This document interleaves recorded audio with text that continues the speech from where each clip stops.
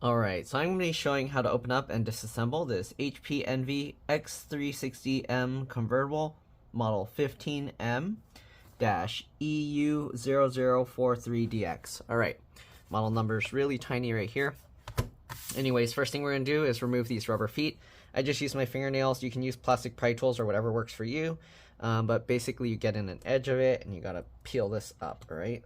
The adhesive on these are kind of annoying, oh. The screws coming out there.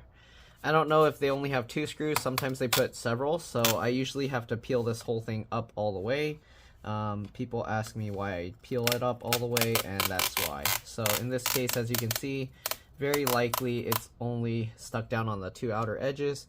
The sucky thing with this is the rubber separates from the layer of the adhesive here. So as you can see, it made like a big bump or bubble here. That's going to be kind of annoying.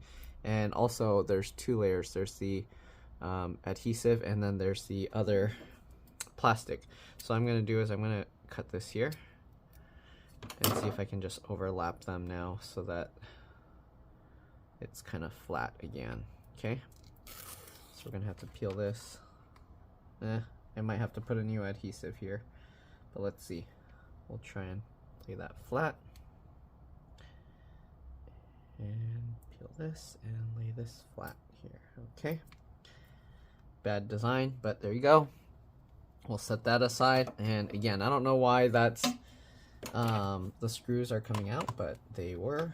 Okay, keep the screws in order because they can be different size, shape, and lengths. The way I do that, I put them flat side down like that on my desk in the pattern I remove them.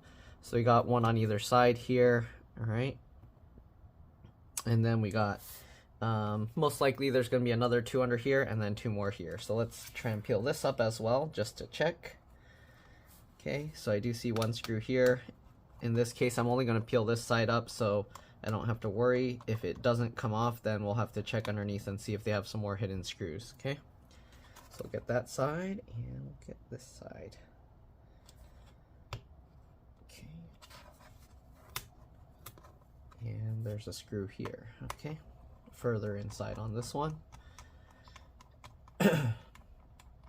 Alright, also if I didn't mention, we're using a JS1 or J1 screwdriver.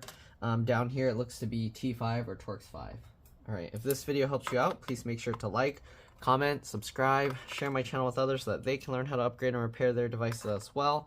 And if it helps you save a bunch of money, please consider contributing a little to the channel. Every little bit helps and allows me to continue making these videos for a living. If you can't help out that way, it would help a lot if you could watch a few of my other videos and then like and comment on those as well, because that's what the algorithm likes to see. But other than that, let's go ahead and get this thing open. Alright, so we got all the screws out. This computer, it doesn't turn on at all. The charger doesn't do anything. I mean, it shows the charge light white, but nothing else happens.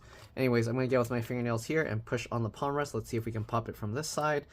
A lot of HPs, they tend to be, you have to kind of pop it from the side. So let's go ahead and see that.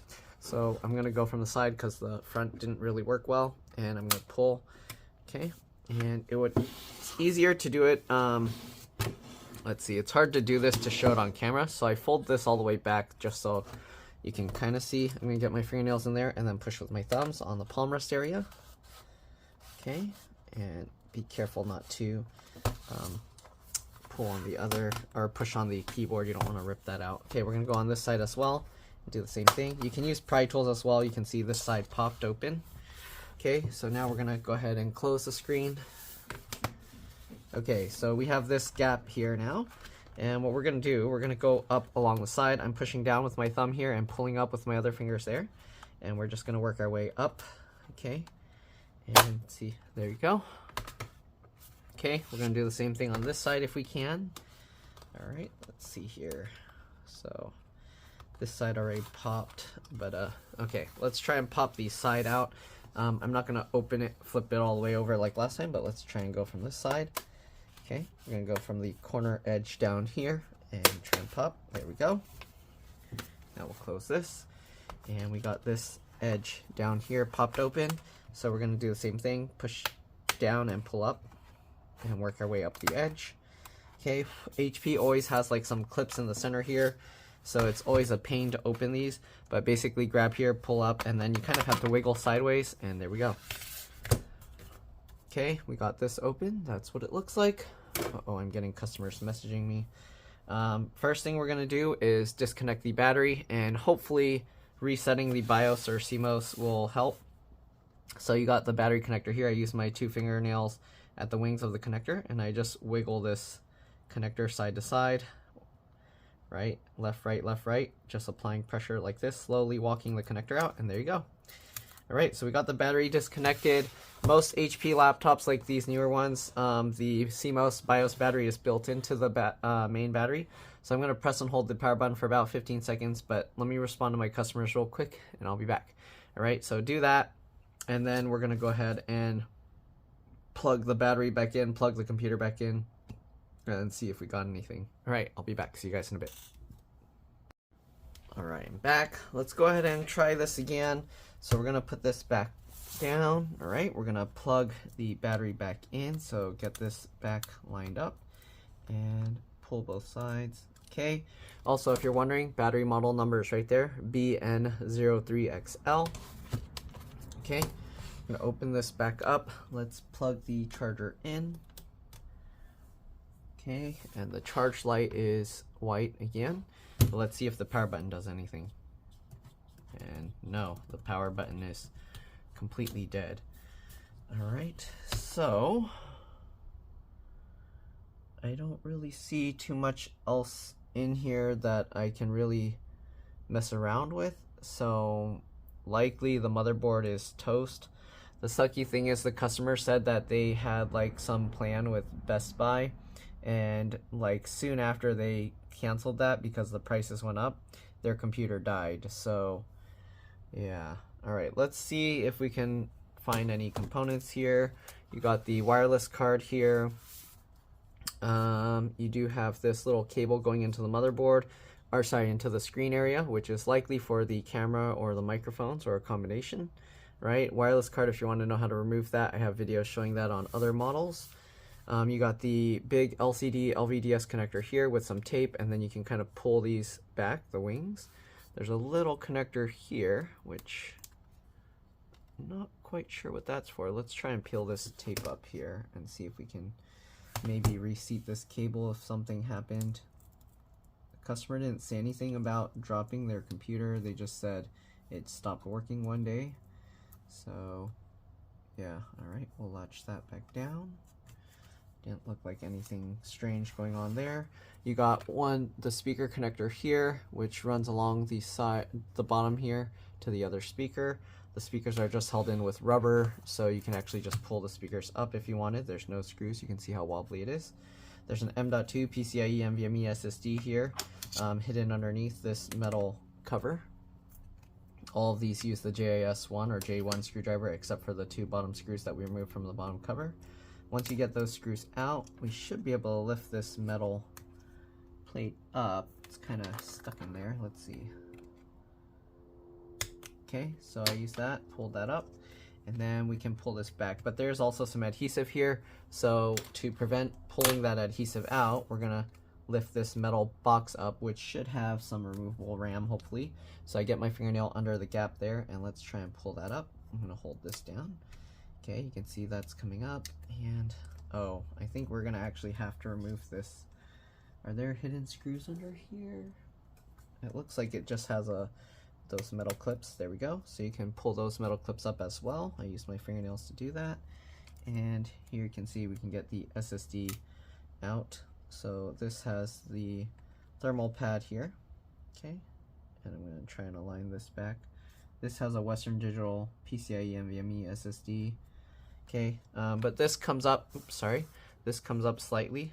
You can see at an angle. Then you can go ahead and wiggle and pull this out. If you wanted to upgrade the M.2 PCIe NVMe SSD, there you go. That's how you would do it. You can wiggle this back and drop that back in place. I'm going to leave this up so we can pop the RAM cover off. So we're going to get underneath here, and we're going to pop this up. There's a lot of little clips running along the front here that do need to kind of pop out. There's all this adhesive as well, so it's probably going to be difficult to see under here. Alright, but let's see what we can see. Okay, so we can actually peel this up for the most part. 2 slots for RAM. You can pull the 2 tabs to the side like that. Pops up at an angle. You can go ahead and pull this out. And this is PC4 3200 AA RAM. So you should be able to upgrade it with any PC4 3200 AA RAM. It's using 4 gig sticks. If you want, you can put 2 8 gig sticks, 2 16 gig sticks, and you can have much more RAM. Alright, anyways, we're gonna go ahead and put this back down. So just lower it, make sure it lines up with all the little clips there. You can see the little, hopefully you can see those clips going along, okay? And we're gonna go ahead and line this up and then just close it back down. Push this all back down into place. You can actually feel it gripping down, okay? Make sure also along the back as well. Okay, here we go. We're gonna now flip this back over. Line this all back up as well. You can go ahead and clip those down. Oops, sorry, we're going out of view. And then we got that lined up. And we're just gonna get this screw back in place. So it looks like somehow the motherboard got fried. I don't know if something spilled on it or anything weird. Sometimes it can be something else. I don't see any signs of that other than on this, but maybe it was like wiped with something. But that shouldn't cause this extreme failure unless it was like a lot of liquid that dripped inside the keyboard area or something like that. So yeah, really strange. Don't know what's going on. We tried the BIOS CMOS reset by removing the battery. Also, if you needed to replace the battery, okay, let's go a little bit more. So if you want to replace the battery, there's 2 screws down here, and then there's 4 screws here. So 1, 2, 3, wait, there's no screw here. Where's that screw? 3 and 4. If there's no screw there, that makes me think, wait, no, there's no screw here. There's not even a screw mount, so don't worry. I thought maybe a screw came loose and rolled around inside and that's what killed it, but looks like not. So it looks like this is definitely a motherboard issue. Not really much I can do about it. I have someone I work with that sometimes they can repair this kind of stuff, but yeah. Anyways, for now we're just going to reassemble this, and that's pretty much it. Let's see. Okay, why do they have like tape running along on all these little hinges? That's weird. Well, anyways, we're gonna put this back, okay? So make sure to clip all the little edges back down. I'm holding this cover up slightly as I kind of clip these back in. Then we're gonna do the same over here. This, because the middle comes up first, you kind of have to pull the middle up and then you can kind of push these in, okay? If it doesn't clip in. And then we'll go around these side edges, press the middle, and we'll get all the screws back in. And that's pretty much it. Hopefully, I know, sorry, we didn't repair this one. So if you have a same or similar issue, maybe you're not gonna be able to repair it. But hopefully this helped at least with upgrading like the RAM and the SSD and showing you what's inside the computer. All right, again, if this video helped you out, please make sure to like, comment, subscribe, share my channel with others so that they can learn how to upgrade and repair their devices as well. And if it helped you save a bunch of money, please consider contributing a little to the channel. Every little bit helps and allows me to continue making these videos for a living. Again, if you can't help out that way, it would help a lot if you could watch a few of my other videos and then like and comment on those as well, because that's what the algorithm likes to see. Yeah, other than that, we're just going to put back all these screws, and that's pretty much it. Alright, you're welcome to stay as I do that, but yeah. I'm going to see what the customer wants to do, and see if they want to try and pull their data out or do something else. But let's get the last few screws in and we'll be good to go. Oh yeah, don't forget to put the little rubber foot back on as well. Okay, otherwise your laptop's going to slide all over the place. And that's pretty much it. Alright, let's get this one. Is that...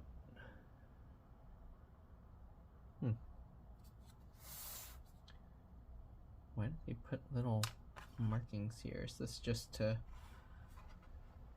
Oh, I think I flipped it. Okay. So this one goes here. That one goes there. Alright, so let's get this back in. Usually I'll put one side in and then go to the other side, because the rubber can stretch a little bit. So we'll get the edges all lined up, and then we'll work our way in towards the center. And that's pretty much it. Again, thanks for watching, and I'll see you on the next one. Let's drop this. Bye.